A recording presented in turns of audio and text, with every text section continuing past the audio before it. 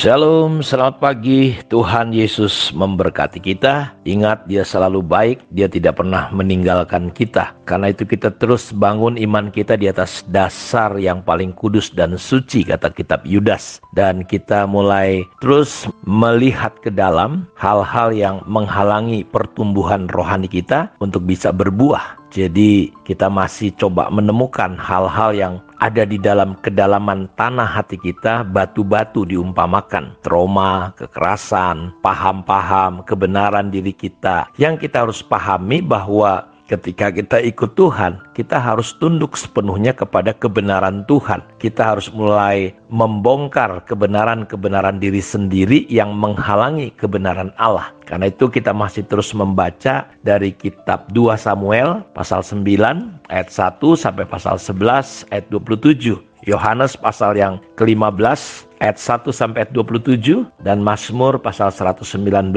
ayat 53 sampai 70 dan Amsal pasal 16 ayat 1 sampai 3. Jadi kita kembali belajar bahwa ketika benih yang adalah potensinya untuk membawa kita berbuah, bertumbuh, dan saya percaya bahwa ketika kita percaya Tuhan, saudara, itu adalah titik awal di mana Tuhan sedang membawa kita untuk berubah. Untuk pemahaman kita, pola-pola yang selama ini menjadi pola kita, kita harus mengizinkan dan membiarkan dan menyerahkan dan menundukkan diri kita kepada prinsip-prinsip daripada Alkitab. Karena itu ketika kita mengikut Tuhan, kita harus mulai belajar menanggalkan hal-hal yang selama ini kita anggap kebenaran. Bahwa mungkin kita berpikir, dulu saya berpikir ikut Tuhan itu wah enak, saya lihat pendeta, dia harus orang yang suci, pandangan saya. Tapi ketika saya masuk ke dalam, ternyata banyak juga kekurangan-kekurangan di sana dan di sini.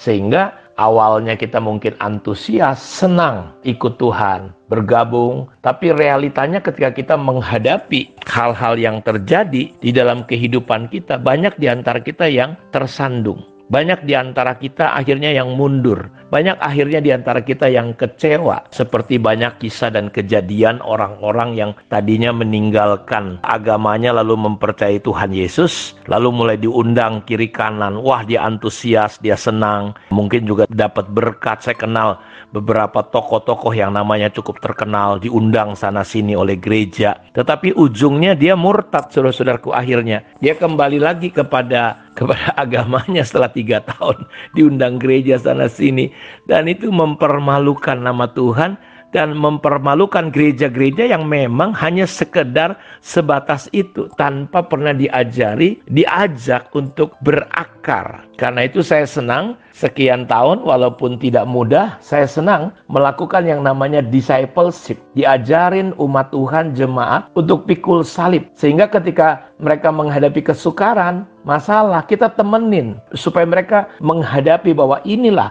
mengikut Tuhan itu bukan perkara yang mudah. Mengikut Tuhan itu kita harus melewati jalan-jalan berduri, berbatu. Sehingga tanah mereka, hati mereka menjadi tanah hati yang subur, menjadi Kristen yang sejati. Bahwa penderitaan, konsekuensi dalam mengikut Tuhan yang diumpamakan seperti salib, sehingga nggak sia-sia mereka. Jadi jangan sampai mereka terpengaruh oleh dunia ini, sehingga mereka hidup berjalan tidak digerakkan oleh perasaan, oleh emosi, oleh antusias yang hanya sementara. Jadi saya mau ajak kita semua Bapak Ibu bahwa sebagai contoh, Tuhan mengatakan bahwa orang-orang seperti ini terkadang dia menjadi gelisah, dia menjadi tidak tenang, dia menjadi tidak senang dan tidak nyaman. Ada rasa sakit secara daging yang disebabkan oleh salib Tuhan, bahwa karena kebenaran ya memang kita harus mengalami kesulitan. Seperti panas matahari yang menyatakan bagaimana situasi tanah yang sebenarnya, bagaimana hidup kita yang sebenarnya. Karena itu di awal saya pernah berkata bahwa pelayanan bukan menunjukkan orang itu berbuah dan berakar. Sehingga di mana kita lihat ketika ada goncangan, diaduk sedemikian rupa, maka keaslian orang itu akan muncul. Karena itu biarlah pikiran perasaan kita, keinginan kita betul-betul digerakkan oleh kebenaran, bukan lagi oleh perasaan. Jadi disinilah kita melihat Bapak Ibu, Matius dan Markus menuliskan ketika mereka dengar firman, mereka segera. Jadi, tapi tidak permanen, mereka hanya sementara. Bukan karena setelah mereka mengaku, lalu mereka bertahan. Tapi belakangan nanti kita baru akan tahu bahwa mereka ujungnya murtad. Karena itu mereka mungkin membayangkan, menghayalkan, punya iman yang benar, iman yang sejati. Menurut Lukas, Kristus berkata bahwa mereka percaya sebentar saja karena mungkin kehormatan yang mereka dapatkan, yang kayaknya iman tapi bukan iman. Yesus berkata, kalau anak manusia datang, apakah dia masih bisa menjumpai iman? Kalau seandainya sepertinya Tuhan diam.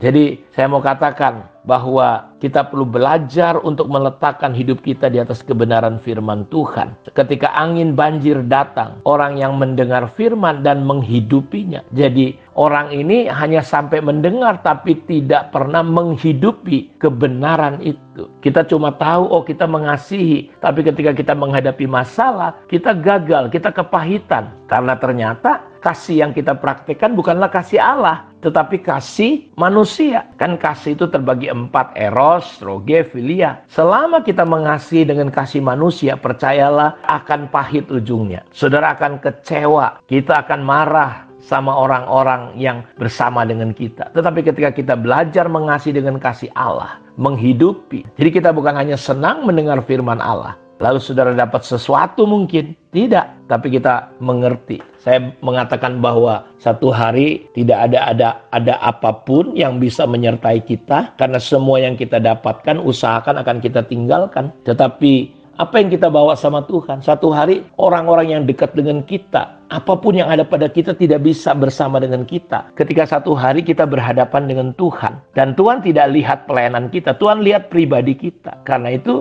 mari kita belajar untuk betul-betul membangun hidup kita di atas perkenanan Tuhan. Bangun hidup kita bukan di perasaan. Bangun hidup kita benar-benar di atas kebenaran firman Tuhan. Firman Tuhan itu yang kekal. Segala sesuatu di dunia ini layu seperti rumput. Kita sudah menerima bagian yang tidak binasa, yang tidak bisa cemar, tidak dapat layu. Tapi dunia ini seperti rumput yang kering jadi layu. Tapi firman Tuhan tetap untuk selama-lamanya. Jadi firman Tuhan tetap untuk selama-lamanya. Karena itu kita perlu mengerti bahwa Injil atau firman jangan hanya sampai di titik emosi kita yang menyenangkan kita. Tetapi kita sungguh-sungguh letakkan diri kita, respon kita. Kamu adalah benar-benar muridku kalau firmanku tetap di dalam kamu. Kalau kita tetap tinggal di dalam firman, artinya apa? Kita berakar sampai emosi, perasaan kita bukan lagi kedagingan, tetapi adalah kebenaran firman Tuhan. Karena itu Bapak Ibu ingat, kalau tidak, kita bisa murtad menghadapi situasi-situasi yang akan terjadi ke depan.